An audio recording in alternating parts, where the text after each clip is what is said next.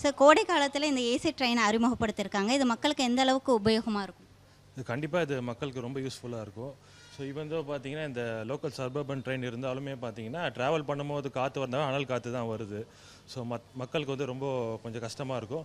So இந்த மாதிரி டைமில் சென்ட்ரல் கவர்மெண்ட் இந்த மாதிரி ஒரு ஸ்கீம் கொண்டு வந்ததில் ரொம்ப ஹாப்பி.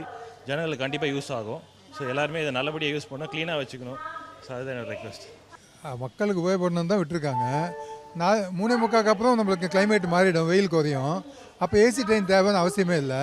இப்போ நல்ல வெயில் இருக்கும்போது வண்டியை விட்டாக்கா நல்லா உபயோகமாக இருக்கும். அதே மாதிரி காலையிலேயே வெயில் ஸ்டார்ட் ஆகிறதுக்கு முன்னே விடுறாங்க. வெயில் டைமில் நிப்பாட்டி வச்சுருக்காங்க.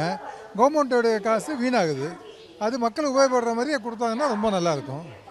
இதோட குறைந்தபட்ச கட்டணமாக 35 ரூபான்னு சொல்லியிருக்காங்க. இதை பற்றி என்ன நினைக்கிறீங்க? இல்லை, அது பரவாயில்ல, நார்மலாக தான் இருக்குது. அது அஃபோர்டபுள் இருக்கவங்க ஏறலாம், இல்லைன்றவங்க ஆர்டினரி ட்ரெயினில் போகலாம். அது வந்து வெல்கம். அது ஆக மொத்தத்தில் இந்த கோடை காலத்தில் இந்த ட்ரெயின் விட்டுருக்கிறது நீங்கள் வரவேற்கிறீங்களா? இல்லை டைமிங்கு வெயிலில் விட்டாங்கன்னா வர இருக்கலாம். 3:45 வெயில் குறையும் போது சாயந்தரம் 4 மணி ஆகிடுது, சீ ப்ரீஸ் வந்துடும். அப்போ இந்த வண்டி தேவையில்லை. மார்னிங்கு வெயிலுக்கு முன்னாடி விடுறாங்க, அப்பயும் இந்த வண்டி தேவையில்லை. மொத்தத்தில் இந்த வண்டி விட்டுருக்கிறது மக்கள் உபயோகமாக இல்லை.